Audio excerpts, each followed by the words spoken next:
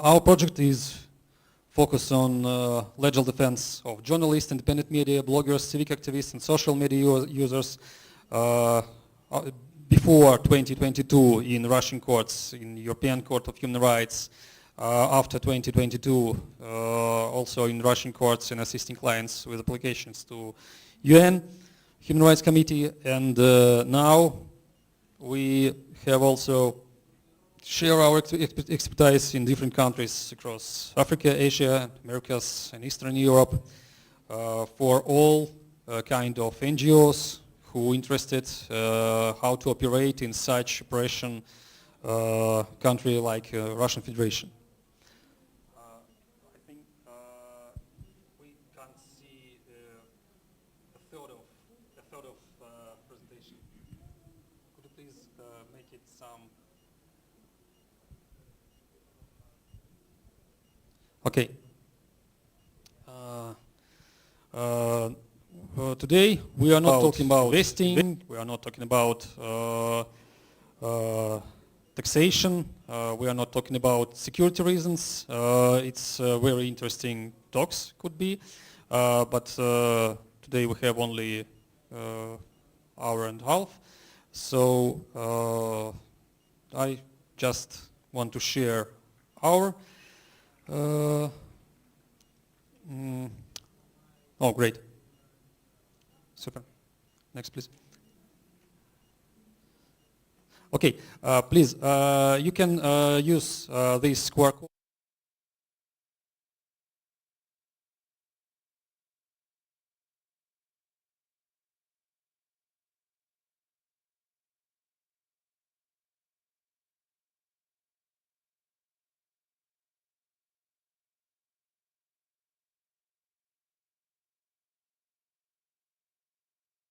There, so all links, all interesting material from my presentation are in that online document. You can scan this QR, you can open it, you can save it, and you can find my contacts if you want. Also such QR code you can see in next slide. Okay, next. So before we start, I want to pronounce 3 key principles to frame the use of cryptocurrencies responsibly, because we know we do not use crypto for by law. We do not want to do something criminal. We are lawyers. First of all, and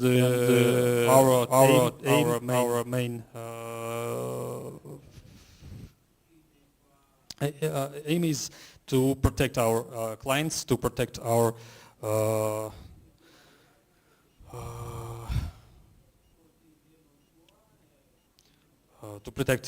that people who we defend.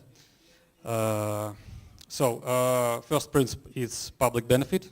We want to use crypto for such a situation as donations in maybe in areas where people do not have bank accounts, do not have any other abilities to receive money, to receive. It's interesting situation. For example, in Uganda and Nigeria. So in some rural areas, you can rather use some crypto, Bitcoin, just to buy some food on the local market, than pay with your credit card or pay with your phone or NFC or so on. It's unusual for me. I was in Uganda in March this year. I was in Nigeria, and it was surprising for me. There was no any problem to use cryptocurrencies in such countries. Interesting thing. We will talk about jurisdictions. We will talk about some compliance. I will say what's about it. So the second legal principle is legality and compliance. We do not use crypto in such jurisdictions or in such situations where it's prohibited by the law. But we can use crypto in such situations where we have no strict prohibition. So we are the lawyers, we know if we have no strict prohibition, we can use something. And of course, ethical responsibility. So we do not use crypto for any not criminal nor unethical activities. We do not use it for financial real extremism, real organizations which are connected to human traffic, which are connected to sexual abuse, which are connected to any kind of things. Of course, we're trying to do that. All of the time. Next, please. We know. I know. I really know. It's my humble opinion. Some jurisdictions where cryptocurrencies are hardly prohibited. It is as of September of 2025, Bangladesh, China, Afghanistan, Algeria, Egypt, Kuwait, Nepal, and North Macedonia. Interesting thing, we are not in China now, in Afghanistan, in Egypt, in Kuwait, so we can discuss, we can use it.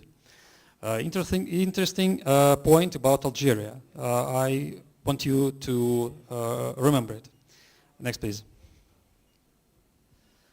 Some new facts and figures about cryptocurrency adoption in the world.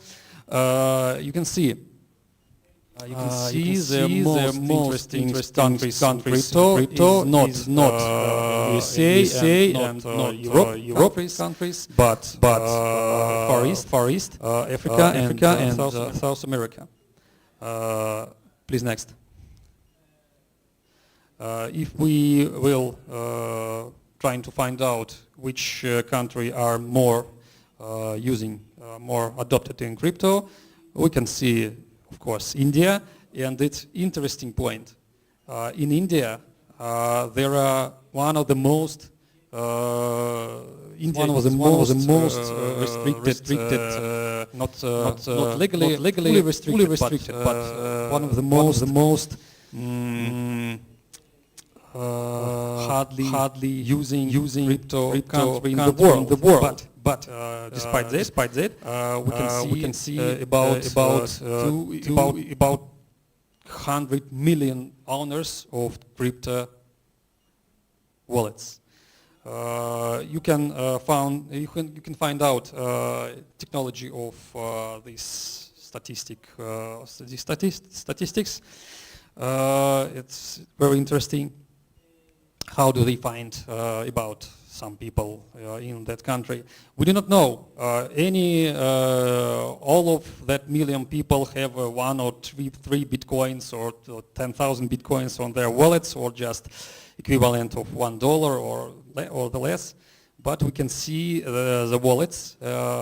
Experts could see active crypto wallets in this country. That means. Please next. I asked you to remember Algeria as a jurisdiction where cryptocurrency are criminalized and fully banned. But Algeria is on the 7th place in whole Africa in adoption of cryptocurrency. If we have some, if Chainalysis experts are right. Chainalysis, it's if you know, one of the most one of the biggest, one of the biggest experts in cryptocurrency in the world, because they use a very big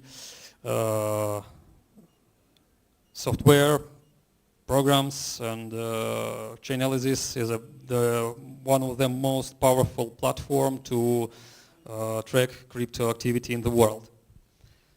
So they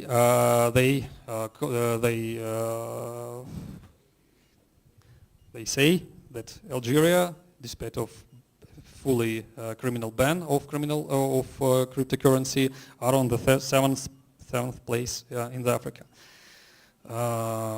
This rating is based not only in not only on the number of owners, but on a number of transactions, number of Google searches, number of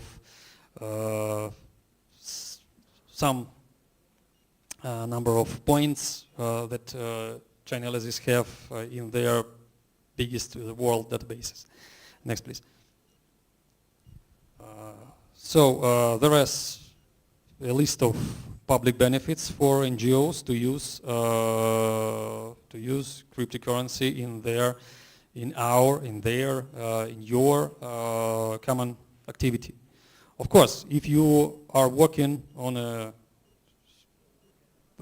clean democratic jurisdiction, you do not need to use cryptocurrency. You can use as classic several bank transactions, card transactions, or so on. But if you are in some troublemaking jurisdiction, so cryptocurrency could be really helpful for you.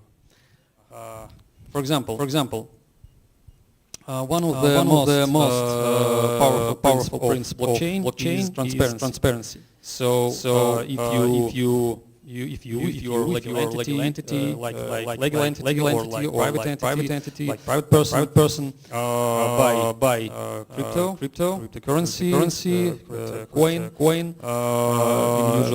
in a common way, you can store this operation are stored in blockchain for technically forever, but we know of course technically forever, and you could use it in connection with your bank assets. You can use this blockchain entries for interacts with your funds, your client, your other colleagues. You can show it. Cryptocurrency making your ability to have a global donations, of course. Cryptocurrency have lower transaction costs. Cryptocurrency is one of the best way to emergency response. So you do not need to quickly go to bank account, to maybe bank or maybe some finance authority just to start donations, receiving donations and making donations. So in crypto world, it's you need only a few minutes to make a new wallet and start to response. Okay, let's next please. Yes, you can. You have a question or so. Okay.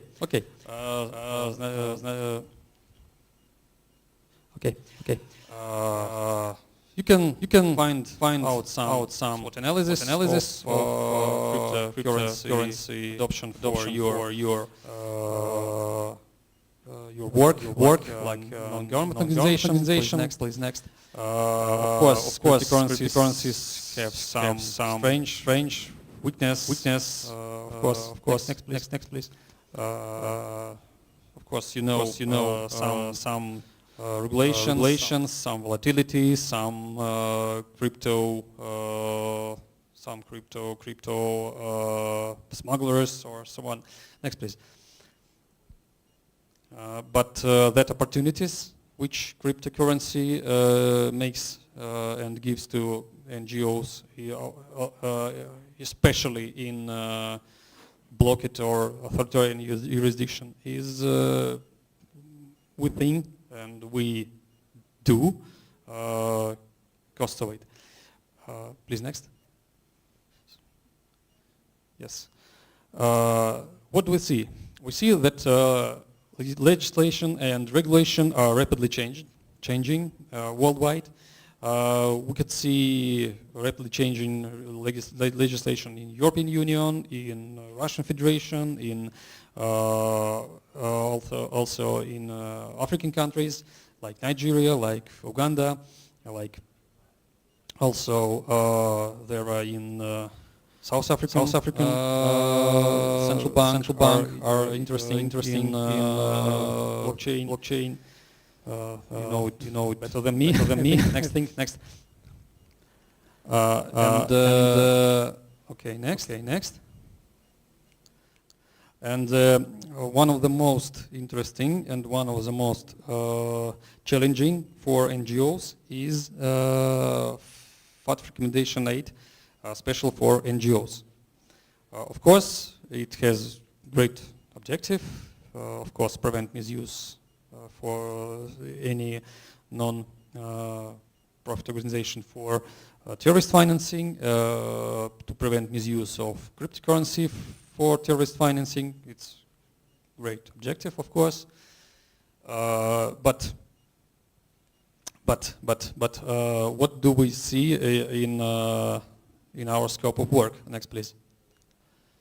We see that this recommendation make crypto transactions and all of crypto activity for NGOs very risky. So we know if we know about it, we like lawyers, we just use it. Okay. We have recommendations. Of course, we know we have to comply. We have to make a compliance. So for NGOs now, open a crypto account on a crypto exchange is especially the same as open the common bank account. So full know your client procedures, full anti-money laundering procedures, full pack of papers of your legal entity, of your activity should be stored, should be presented and stored in any virtual access service provider office or virtual office. Now it's no any question about it. But it's hard to explain in 5 minutes. But it is working. But it works. Please next.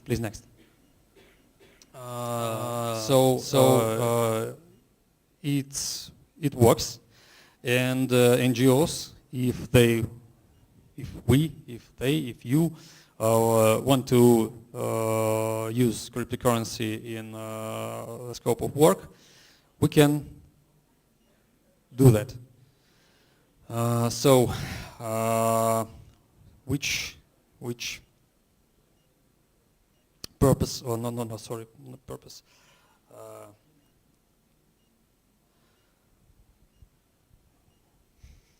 Sorry.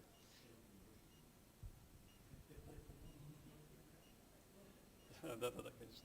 Кстати, переводчик работает с русского языка?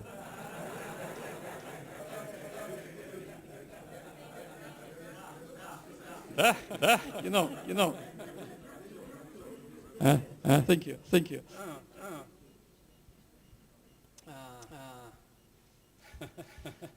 Thank you. I'm not very good in English. At the moment. But I'm trying to. Okay.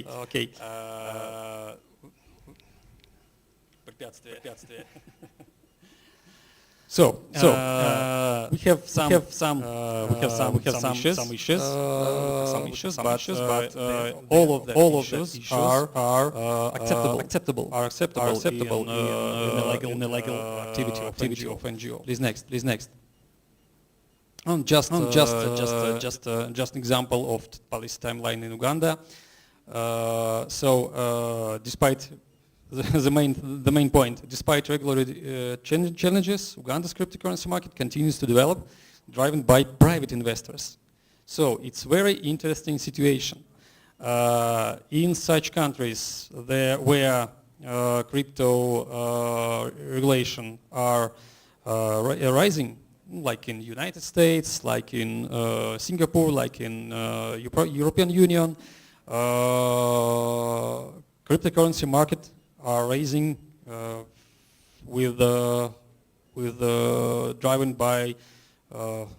driven by corporations. But in all other countries in the world, except that 10 where crypto fully prohibited. In all other countries, crypto market are extremely rising, and it's really driven by private investors. Not only investors, private users, but by local market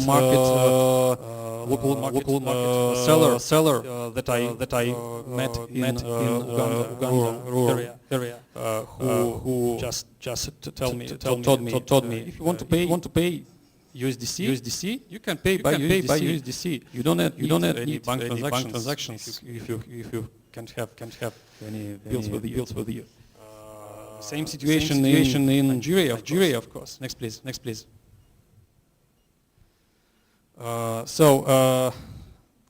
Next we will discuss some technical things. That was some words about regulations, and next some words about privacy. To know what and how to make privacy transactions with cryptocurrency, we have to know some basics. I think the main basics things is how blockchain works. Blockchain is just a chain of blocks containing records. Cryptocurrency is just records in blockchain. Cryptocurrency, and if you want to make new, very simply, of course, if you want to make new block, new transaction, you have to generate seed phrase. From seed phrase you have to generate a private key. From private key you have to generate a public key. If you download any crypto application or start your account on cryptocurrency, it's all do automatically. Does automatically. And when you have public key, you can make new transaction, sign it with private key, and make a new blockchain record. So very simple words about mathematics. Sounds simple, but yes, it could be quite challenging, of course. You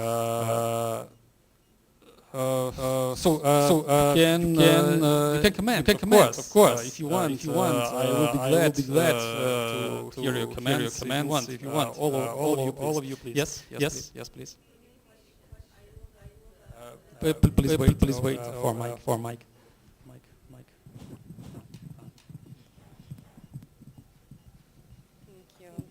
Thank you. Thank you. Thank you. So, Can you share some. maybe you did before and I missed it, but can you share please some of your your experience experience as as net net freedoms with transferring funds through blockchain, through through Bitcoin or other cryptocurrencies, especially when it comes to Russian in exile and organizations, CSOs, human rights defenders inside of Russia. And can you also focus on what efforts you engaged in with back donors, because back donors don't really like the risk that comes with cryptocurrency. So as net freedoms, and you have a big network within net freedom, one that I am aware of. So can you tell us more about this from practical side? Okay. Thanks. Okay. Next slide. And I share our decisions. I can't I can't tell you everything about that because in such jurisdictions like Russian Federation it's quite dangerous for people who do some transactions. But I can tell you about it abstractly, of course. Next, please. Can I quickly ask? Yes. So you're talking broadly about cryptocurrency, but there are like 150 cryptocurrencies, thousands of them. So can you distinguish a little bit like what are we looking at? This is the topic of big and interesting technical talk. Which kind of crypto are in the world? Which is the difference between Bitcoin or Ethereum? Which is the difference between of course stable coins and classic blockchains? And when you are in that theme, you of course have to know these points. But and I like to discuss this topic. But today I just want to share some stories about how it really works. How it really works in India, in Russia, in Belarus and Tajikistan. Okay, next. What we have to know is that blockchain, in most cases, are absolutely transparent, and this is one of the main issue and main thing of blockchain. Blockchain is a chain of transactions, chain of entries that could be in any moment if after any kind of years checked and could be downloaded, could be explored with any entity, with any aim. So you can use such services. Of course, you can see a QR code. You can see all of the links for the same services, just for collect information about any blockchain entry about. In the most cases, of course, you can make a own private surveillance service from this service. So just enter wallet address. You want to know information. You want to watch, and every time when from this blockchain address will be sent any funds, or any funds could be received on this blockchain address, you just will receive an email or any other kind of alert. So if any person in the world could use that service, of course, also malicious actors could use it, also legal entities could use it, also authorities could use it. So in most cases, most blockchains are absolutely transparent. Next, please. Next, please.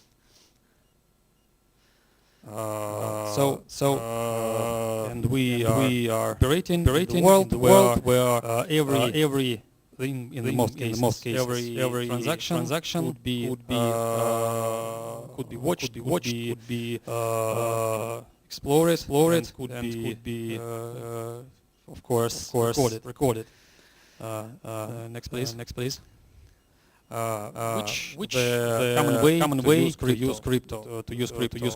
A person go to the bank, common bank, from bank send person's fiat government issued currency money to crypto exchange, from one crypto exchange maybe another crypto exchange crypto hot crypto wallet of other person then go to their bank and get fiat money, government issued money, dollars, euro, naira, rubles, or so on. It's a common way. Of course, every transaction in that chain, absolutely transparent. Banks know about banks know everything about their clients. Crypto exchanges see from which bank account money is okay. They receive, and one crypto exchange could sometimes have to exchange information with other crypto exchange. So let's next. Sometimes some people want to make some transaction private. How do they trying to do that? They try to exchange not to use centralized exchanges, but use non-custodial wallets. Sometimes people try to not to use bank accounts and to buy or sell cryptocurrency for the cash. Then again to crypto exchange, centralized crypto exchange, or through the non-custodial wallets. But every transaction are absolutely transparent for some services like mentioned Chainalysis. Chainalysis collects information about they want to collect information about whole well-known blockchains. Well-known blockchains from Bitcoin, Ethereum, USDT, or more Litecoin, or Ton, Node, and others. And they what do they do? They download every minute download all new entries into blockchain like common miners. And analyze it like big data, trying to make some connections. Yes, please.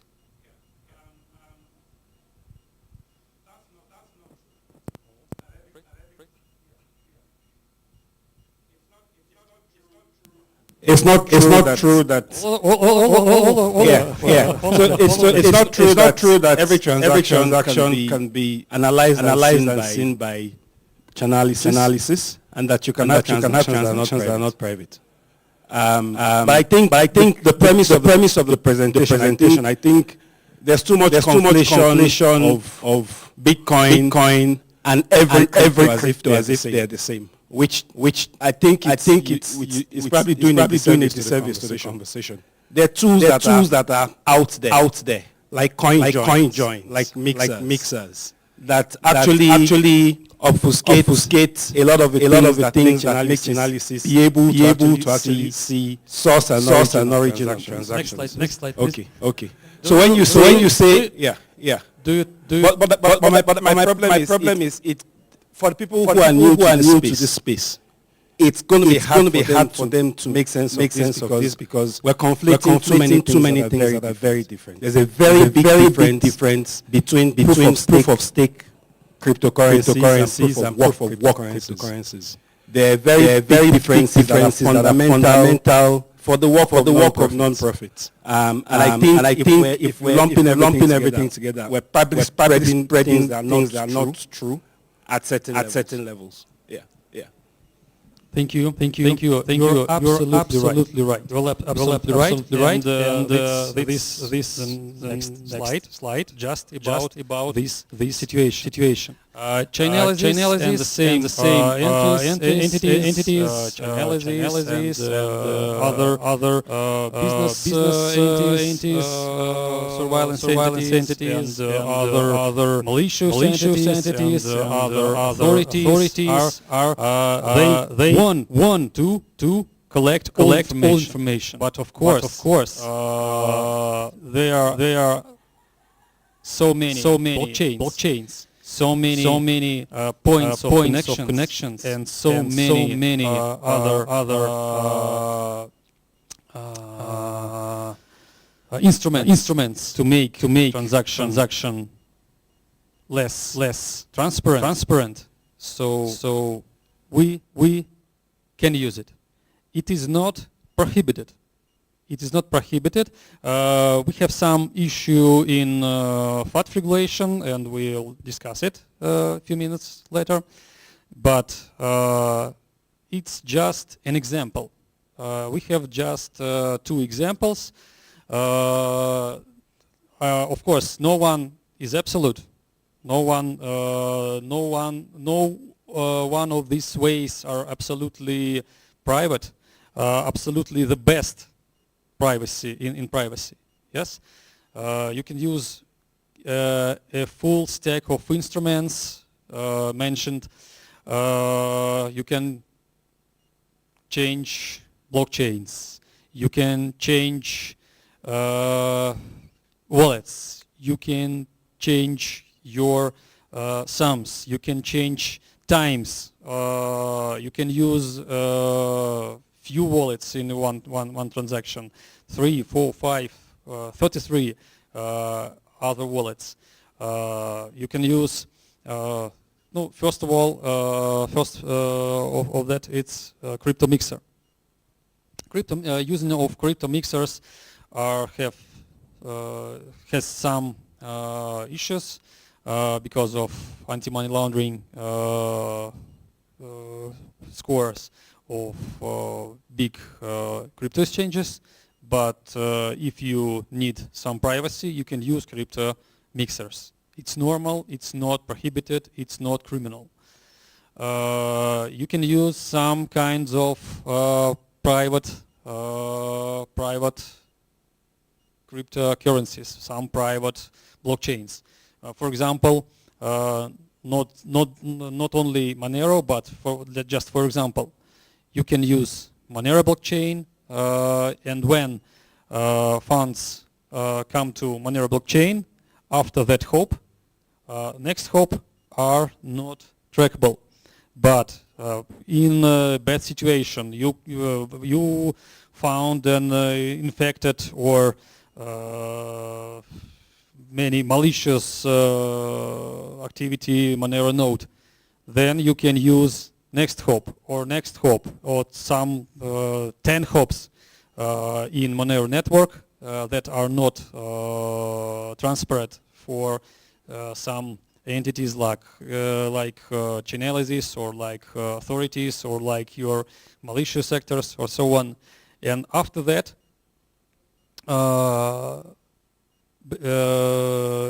make an back exchange to common blockchain like Bitcoin or USDT, and then a common transaction from USDT or from Bitcoin to cryptocurrency or to P2P transaction or so on.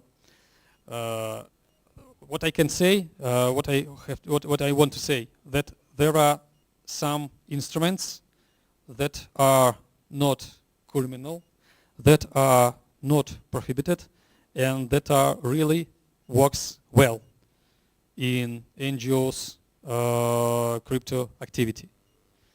Next slide. Some words about crypto mixers. Even the Vitalik Buterin, you know that person. Vitalik Buterin is the inventor of Ethereum blockchain. Even the Vitalik Buterin used crypto anonymization mixers because he is a really crypto billionaire, and every transaction from his wallets are surveilled by press, by media, by thousands of peoples. And even Vitalik Buterin say we need a first step towards more privacy, and Vitalik Buterin use one of the mixers, Railgun. It's not, there are a lot of mixers, crypto mixers in the world, and Railgun is just one of it. But such person like Vitalik Buterin use it. Why do not to use it by NGOs? Do you think? Do you agree? What do you think about crypto mixers? There are some issues, of course. I'm waiting for some questions about crypto mixers. No? Okay. Next. How some blockchains offer privacy features? Such not only Zcash, not only Monero blockchains do not trackable in the most common way, and blockchains of Monero, blockchains of Zcash are not trackable by Chainalysis, or they want to. Yes, you want to comment? You want to comment again? Okay. Monero is trackable. Okay.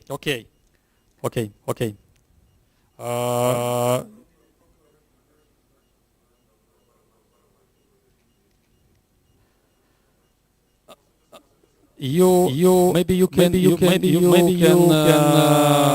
say about 51% attack on Monero network in 9 of August. The 9 of August. Correct. Yes? Then they did a reorganization of the chain on that, went back about 10 blocks. But before that one, also just on the mixers, I think it would be better to say it's not illegal everywhere, because as we know, the U.S. tried to prosecute Tornado Cash, which is a Bitcoin mixer, and those guys I think are still fighting that case. It hasn't been finalized. So just wanted to make that that it's not everywhere that it's not illegal to use those is all I just wanted to clarify.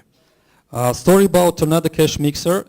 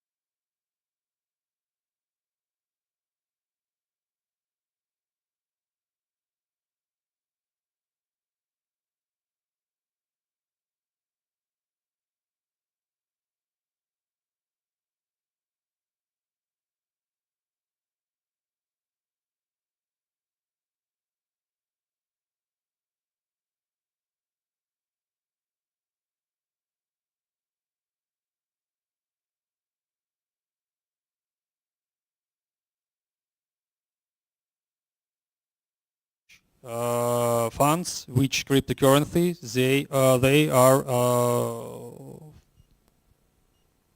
they are mixed. So that means they are not intent to help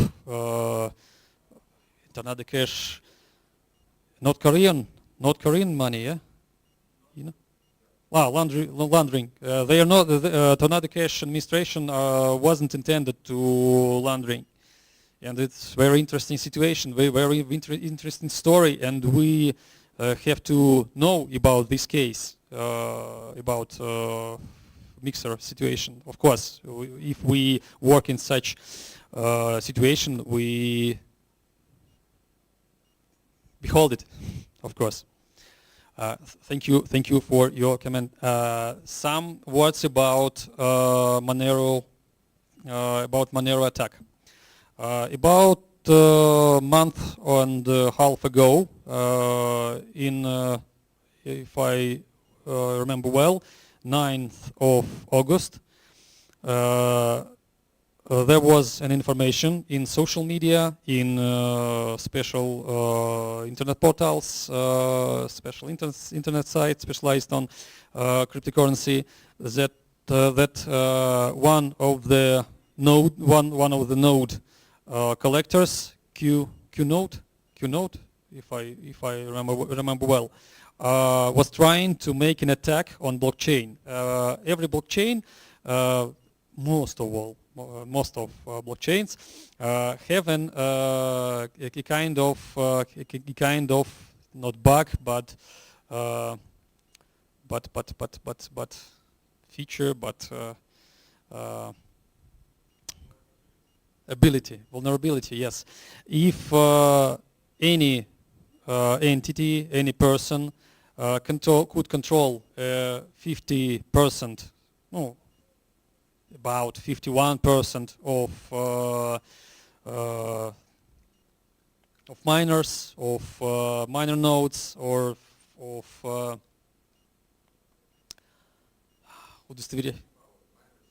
miners who make an who validated, or 51% of validators, such person or such entity could change entries in the blockchain. Could change entries in the blockchain means could stole somebody's money. Not it's not means that 51% attack could behold or could or makes the blockchain transparent. It means it could be money could be stolen, or some funds could be stolen, but not. It's not. It's about robbery, but not about surveillance attack. And still, 1 month later from this situation, we still do not actually know was it real attack or just a social media attack? Because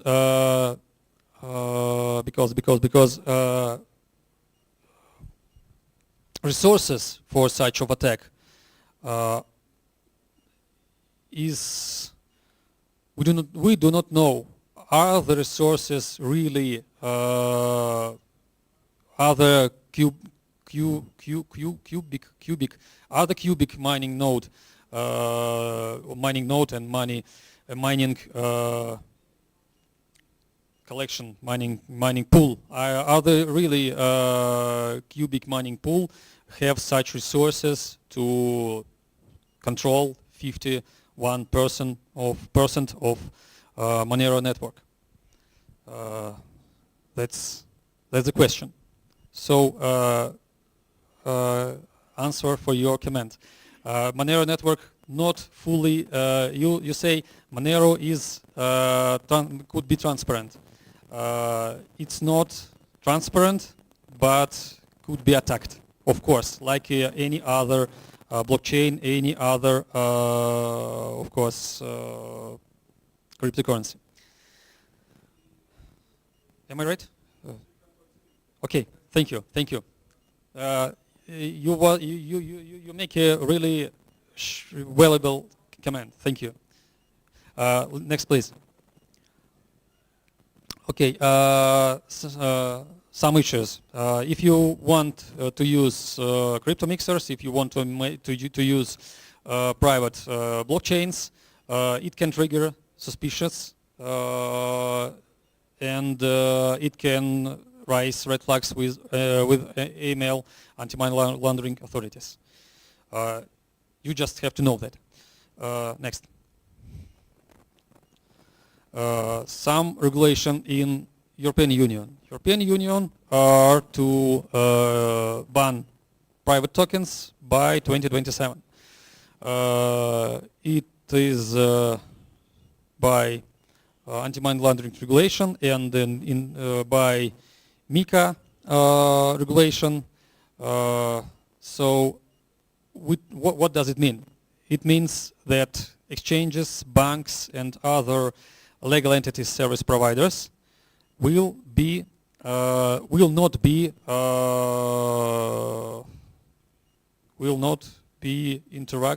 not interact with private tokens like Monero, like Zcash, or directly with crypto mixers. What does it mean? It means that legal entities will not use these exchanges, but legal entities still could use exchanges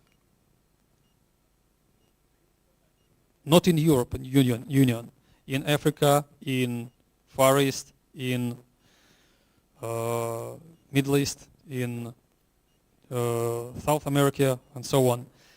And it is not connected to these restrictions, not connected to private persons, and this restriction will not affect DEX, decentralized crypto exchanges, in some way. Next, please. What the impact of European private token ban? Of course, only P2P or offshore trading remains, but P2P and offshore trading are not prohibited, and P2P and offshore trading are still available also for private persons and for legal entities as well. What about impact on Africa? For example, Namibia. No direct ban, domestic transaction allowed, but we know European Union linked exchanges and banks may block access to some private tokens.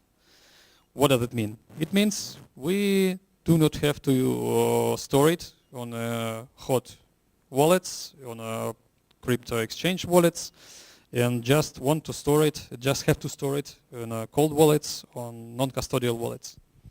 In a medium term, maybe 2028, 2029, of course, regulatory pressure via FATF may introduce similar limits in Africa. Okay, but P2P and offshore trading remains in other jurisdictions. Okay, next. How do you think? What cryptocurrencies are untraceable as well at all? Which number of do you mean? Which number do you prefer? What cryptocurrencies do you think are untraceable?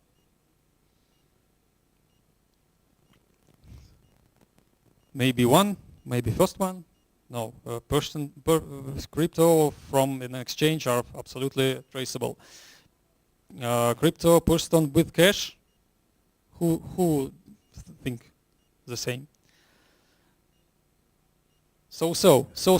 When you pursue crypto with cash, a person know your face and know your crypto wallet. What about cryptocurrencies received as donations? Absolutely traceable. What about cryptocurrencies received in Monero that cash? A person who sent it to you knows your Monero or Zcash address. So it could be traceable in some issues, in some situations, in some situations like that attack, or maybe if malicious actor has own Monero node, and if you use only one Monero node, only public Monero node, it could be traceable. And the fifth option is cryptocurrencies mined independently. It is the one thing that couldn't be traced before your first transaction, because if you make mining, if you use your device to mine Bitcoin or other proof of work based cryptocurrency, before your first transaction, your wallet are untraceable. But only before your first transaction. After your first transaction, this transaction could be traced by the chain analysis or the same issue, same entity. Next, please.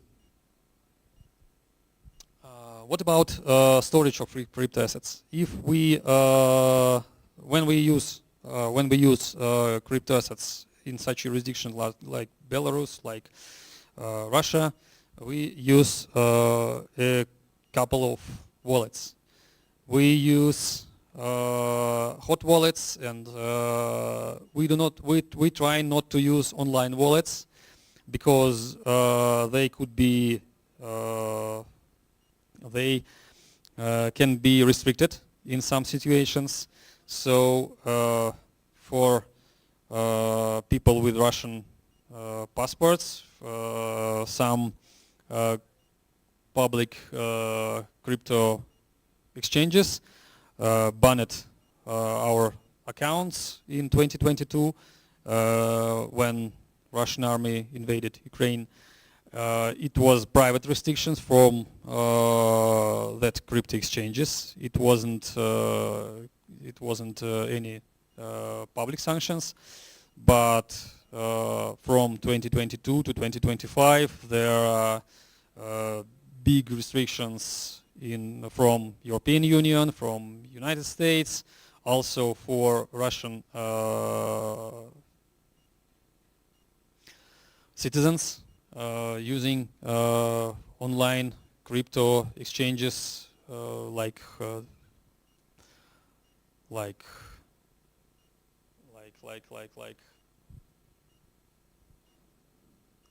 Binance, like Binance and some others.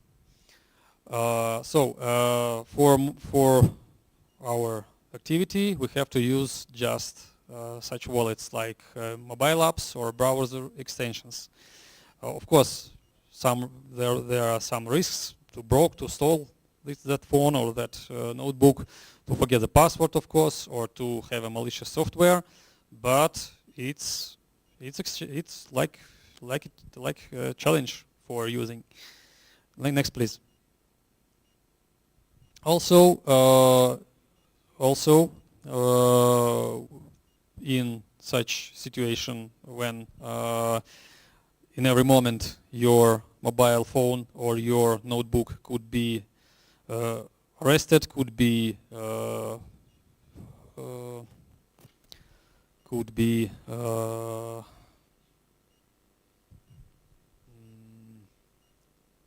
catched by local police in authoritarian country. You have to use such cold wallets like Trezor, Ledger, or KeepKey, and store it not in your private property if you are in such jurisdiction. Next, please. Just an example of we do not really use such kind of paper wallets, but just for example. Next, please. And our configuration is for fast payment and storage. We use non-custodial wallets with USDT. For private payments, Zcash and Monero.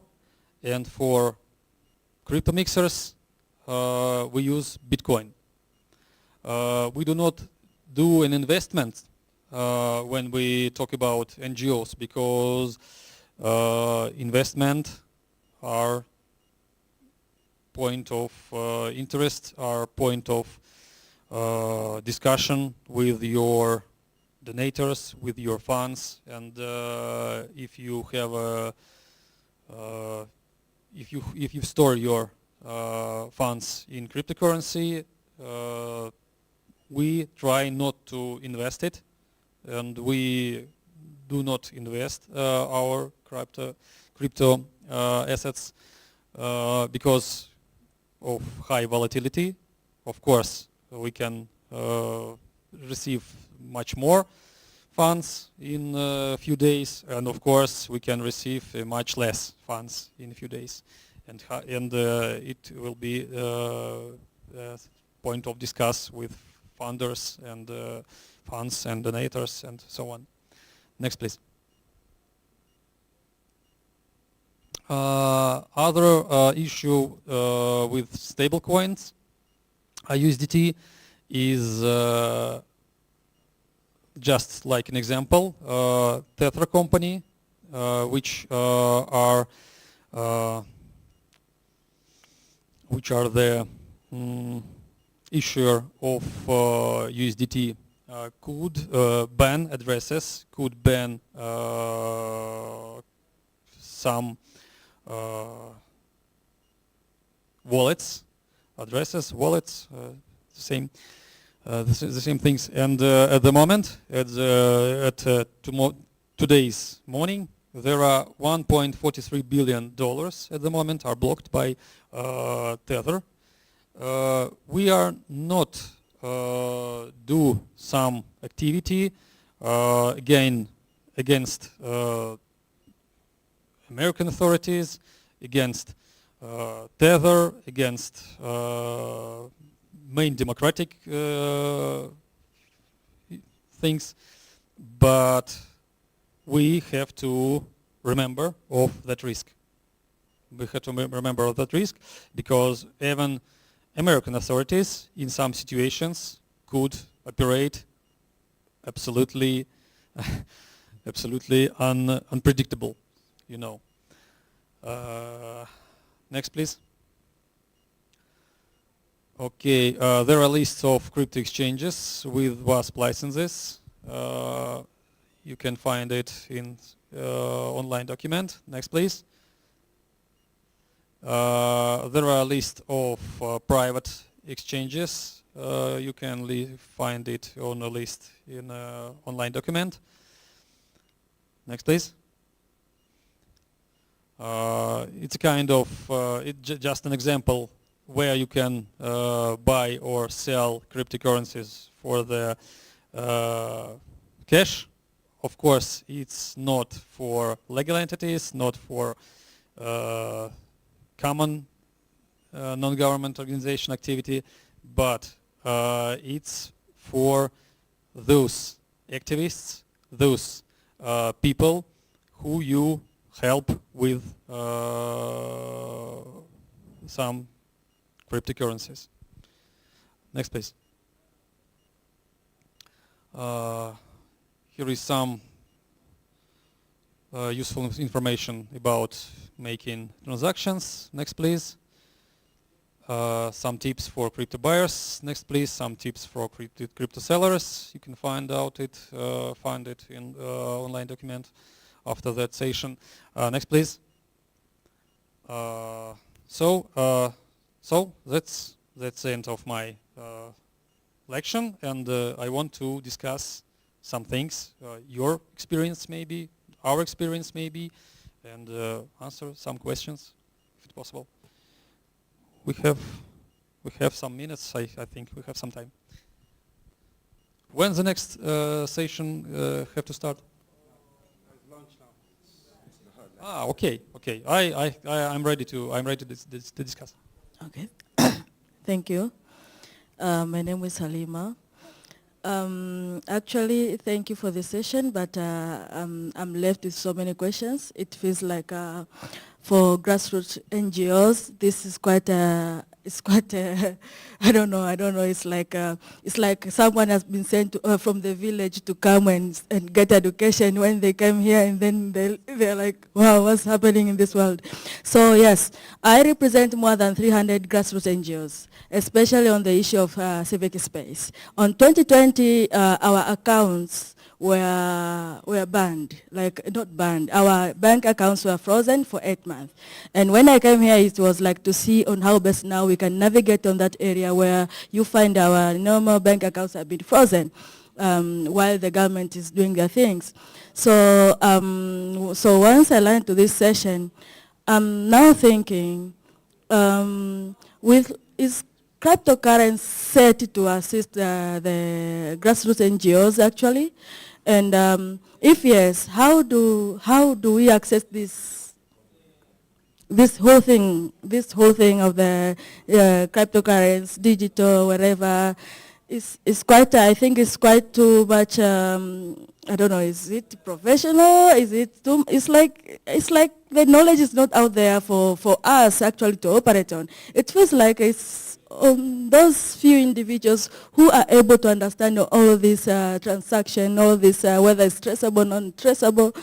So yes, but also how can we, in a country where you don't know if they regulate or they don't regulate, how can we operate on those kind of area? Thank you. Thank you for the question. Your question is absolutely you're absolutely right in that. So it's an area of high expertise today. It is true. It is true. So please next slide. So you can please next slide. And next slide. And next. Yes. And you could find a specialist. Not only it's not only me. It's on this conference there are some very high experienced in cryptocurrency persons and high experienced in cryptocurrency organizations. And if you have an interest in cryptocurrency, you feel free to contact with me, or feel free to contact with your local colleagues. But the main thing is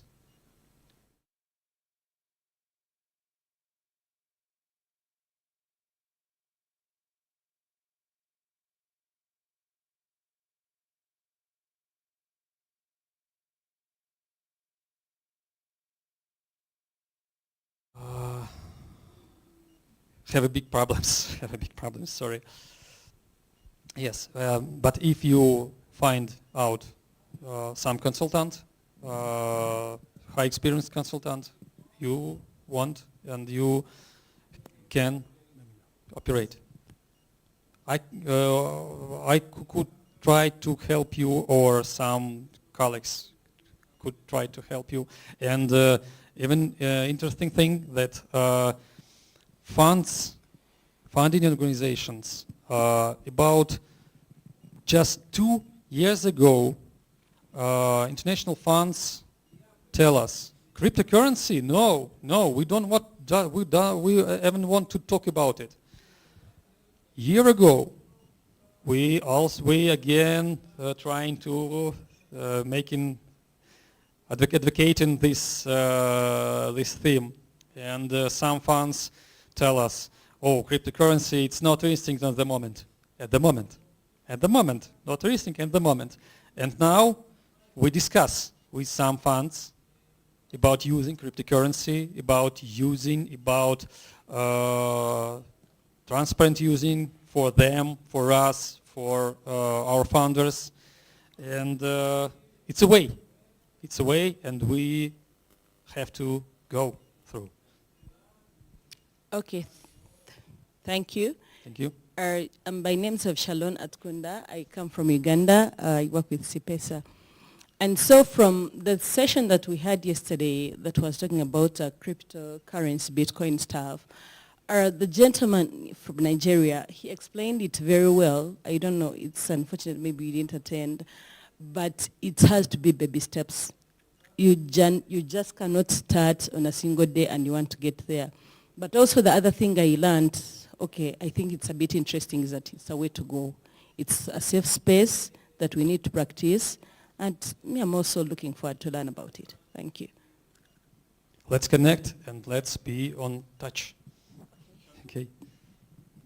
Please. Thank you. So, thank you. Yeah. So I did that session yesterday, and I work in this space. In fact, Bitcoin is my job title. 99% of the players in the space are fraud or fraudulent. So it is a risk that's in the crypto space, in cryptocurrencies.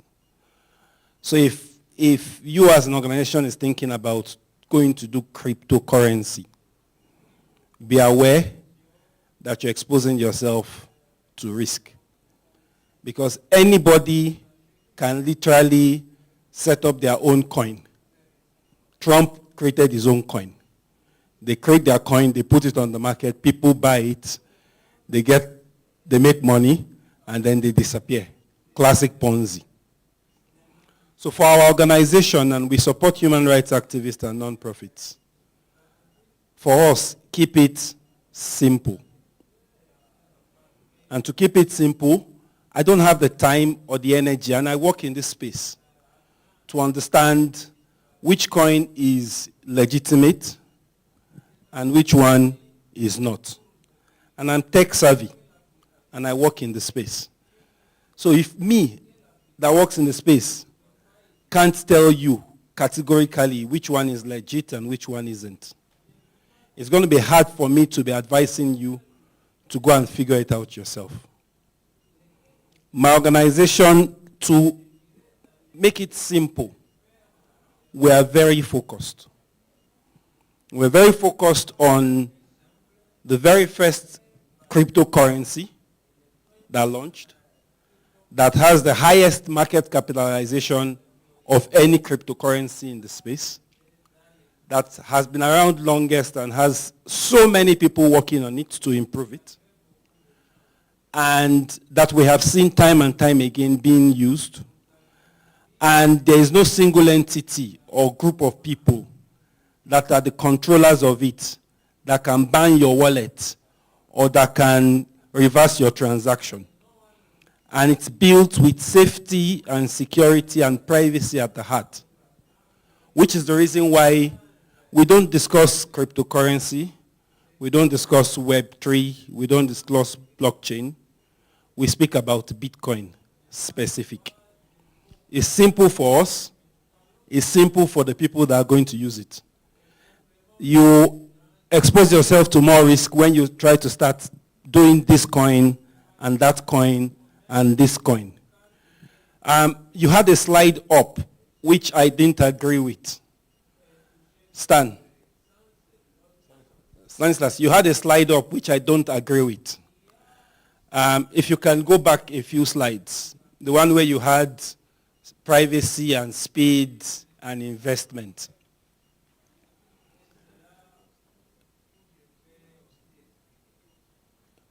This slide, no, go back. This slide is not true, or it's misleading. Bitcoin is not for investment.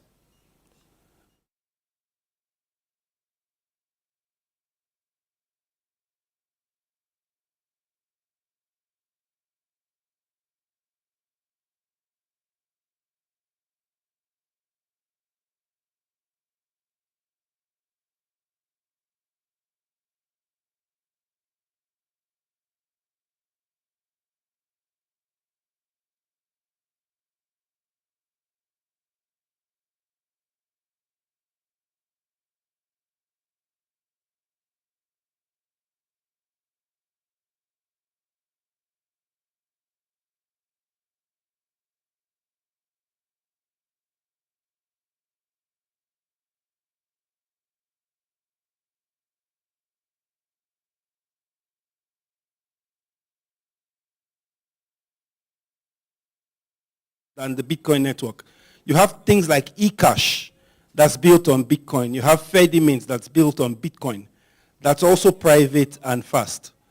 USDT that you mentioned there, we don't recommend it to human rights activists. Because a year and a half ago, the CEO of Theta, the company behind USDT, put out a public statement that they have onboarded the FBI and the Secret Service on their platform.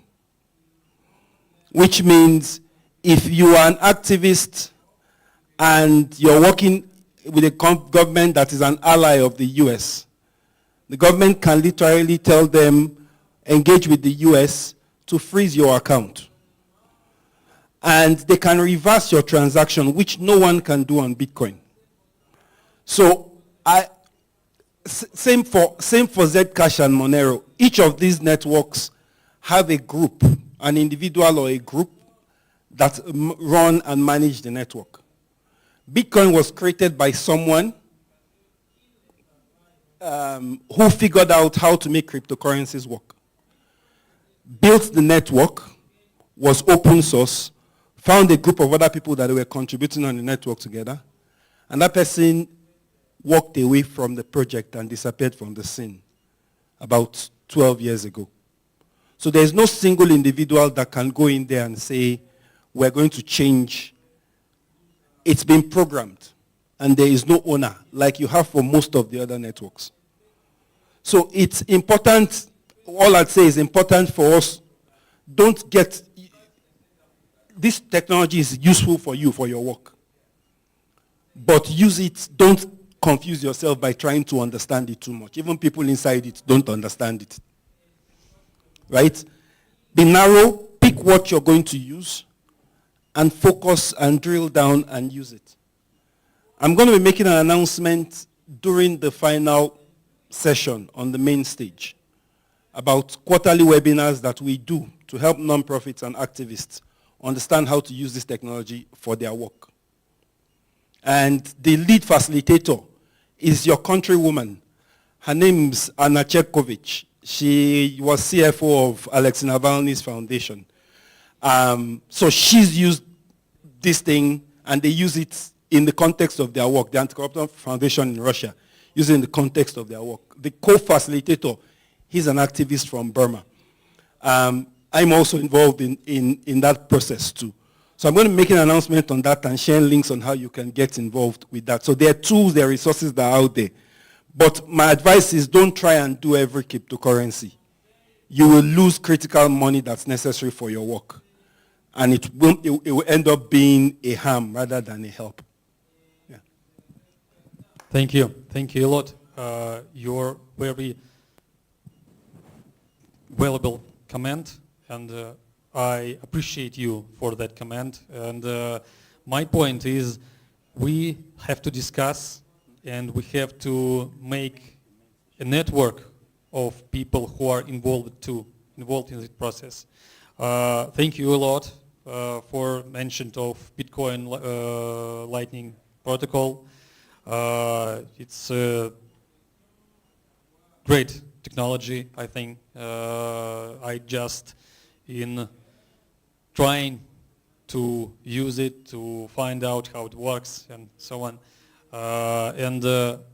My point is, let's open a whole application after that session and exchange our contacts and make our expertise arise more and more and share it to our colleagues. Thank you. Thank you. I want to connect with you and want to work together. Absolutely. Thank you for your time. Thank you for attention. Glad to see you. Thank you. Thank you. Bye.